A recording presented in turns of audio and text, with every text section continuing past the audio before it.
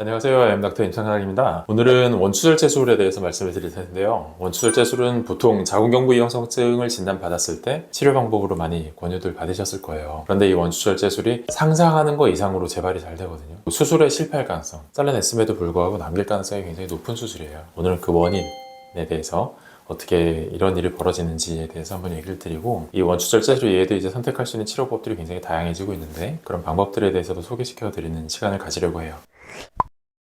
이 환자분 같은 경우에도 실제로 저희 병원에 온 환자분이었는데, 립이면 이제 원추절제술이에요. 지금은 뭐 딥 리젝션 마르진이니까 아주 깊은 곳에 절제면이라든가 엑소서비컬 리젝션 마르진이면은 외자궁경부의 절제면에서 조직 속에 남아 있습니다 라는 거예요. 경계면에서 남아 있다는 게 뭔 얘기냐면, 자궁경부를 일부를 잘라냈는데 그 경계면에서 남아 있으면 아직 잘라지지 않고 몸속에 남아 있는 그 경부에서도 경계면에 똑같이 남아 있을 가능성이 굉장히 크다는 얘기잖아요. 보통 한 1년 정도 되면 원추절제술을 했더라도 1년 안쪽에 재수술이나 재치료를 계획해야 되는 분들을 보통 평균 30% 정도를 봐요. 1년까지 그래도 재발률이 제일 높으니까 그걸 지나가면 재발될 확률이 굉장히 많이 떨어지긴 하는데, 그렇게 떨어지더라도 간혹 재발 케이스가 나오거든요. 낮게 잡아주는 데는 한 40% 아니면 50%이 정도까지 재치료를 해야 될 분들, 이 정도로 잡아요. 2명 중에 1명 정도는 어차피 재수술을 계획을 해야 된다 이렇게 볼 수도 있는 거거든요. 많이 본다면. 적게 본다면 10명 중에 3명 정도는 그래도 재수술을 해야 된다, 재치료를 계획해야 된다, 이런 수준이거든요. 저희도 얼마 전에 이제 논문 발표를 했는데, 한방요양제, 그러니까 한방질정이나 뭐 이런 걸 사용해서 자궁경부 이형성증 3단계 환자 치료한 사례들을 발표했거든요. 그 중에서 저희가 발표한 CINS는, 그러니까 자궁경부 이형성증 3단계 환자를 치료한 사례는 저희가 아마 전 세계에서 2번째 정도 될 것 같아요.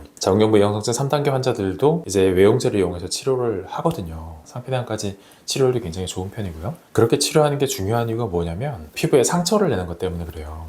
이 부분이 이제 피부 상피거든요. 실제로는 굉장히 얇아요. 0.1mm도 안 되는 굉장히 얇은 조직인데, 그 부분에 여기는 비어있죠. 이게 미세하게 상처난 부위거든요. 그 비어있는 상처 부위를 따라서 이런 바이러스들이 침투를 하고 이형성세포를 만들어 쌓여 올라오는, 이게 이형성세포가 자궁경부 이형성증이 발생하는 기전이거든요. 그걸 수술을 했다? 수술하면 바이러스 입장에서 완전 고속도로 뚫린 거죠. 그때부터 엄청난 바이러스들이 들어가기 침투하기 시작해서 굉장히 많은 이형성세포를 만들 가능성이 높아지는 거죠. 그래서 비수술 치료가 필요한 거예요. 재발률을 낮추기 위한 의미.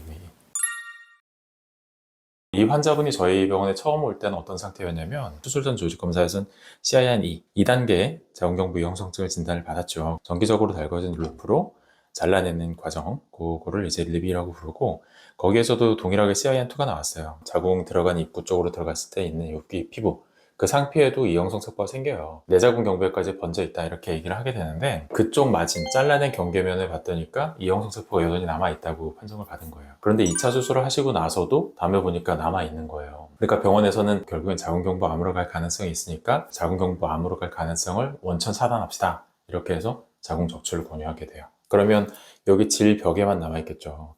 그런데 여기 있는 이형성세포를 제거해서 완벽하게 제거를 했다고 하더라도 그 원인이 되는 HPV 바이러스가 없어지는 건 아니죠. 왜냐하면 바이러스는 여기 경부에만 활동한 게 아니라 질벽이나 외음부 아니면 항문 주변까지 굉장히 광범위한 범위에서 활동을 하거든요. 적출했으니까 이제 괜찮겠지라고 마음 놓고 있다가 나중에 검사해 봤더니 자궁경부암 검사에서 다시 뭔가 검출됐습니다, 이런 상황이 나온 거죠. 환자는 얼마나 답답하겠어요. 그렇게 해서 내원하신 환자분인데, 이 왼쪽에는 이게 정상적인 자궁경부거든요. 좀 볼록하게 솟아나 있고 가운데 보면 이제 자궁 들어간 입구도 보이고 그러죠.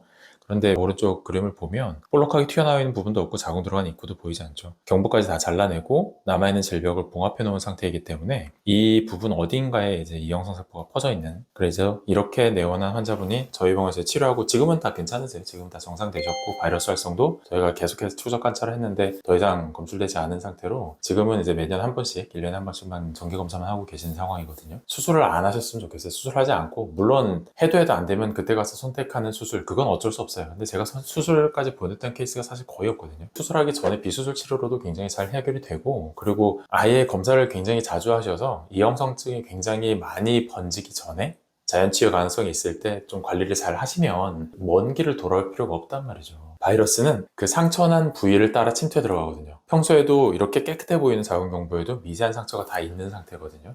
그런 부위를 따라서 바이러스가 침투하기 때문에 수술로 난 그렇게 큰 상처에는 바이러스가 얼마나 침투를 잘하겠어요. 그러니까 그 상처가 잘 회복될 수 있도록 하는 첫 번째 뭐겠습니까? 잘 드셔야 돼요. 영양 공급을 굉장히 잘 하셔야 되고, 그 다음에 충분한 휴식, 상처가 빨리 아물 수 있게. 당연한 거예요, 이거. 가볍게 뛴다든지 아니면 빠른 걸음으로 걷는다든지, 그렇게 골반이 약간 움직일 수 있는 유산소 운동을 하시면 골반각 내부리 혈액순환을 굉장히 많이 촉진시킬 수 있어요. 그렇게 하면 상처가 더 빨리 아물 수 있다는 얘기죠. 원추절제술을 치료에 당연히 하나밖에 없는 유일한 치료라고 생각하시는 분들도 있고, 야, 이거 안 받으면 큰일 난다라고 생각하는 분들도 있어요. 그런데 실제로는 원추절제술 이후에 재발이나 아니면 원추절제를 했어도 실패하는 경우 때문에 다시 재치료를 하거나 이런 경우들이 굉장히 많아요. 충분히 다른 치료법도 고려해 볼 만한 상황인지를 한번 충분히 고려하고 수술을 선택하거나 아니면 비술 치료를 선택하거나 하셨으면 하는, 그런 치료 선택에 있어서의 해안을 가졌으면 하는 바람에서 오늘 영상을 준비해 봤습니다. 오늘 설명드린 내용이 도움이 되셨다면 꼭 구독과 좋아요 부탁드릴게요. 긴 영상 시청해 주셔서 감사합니다.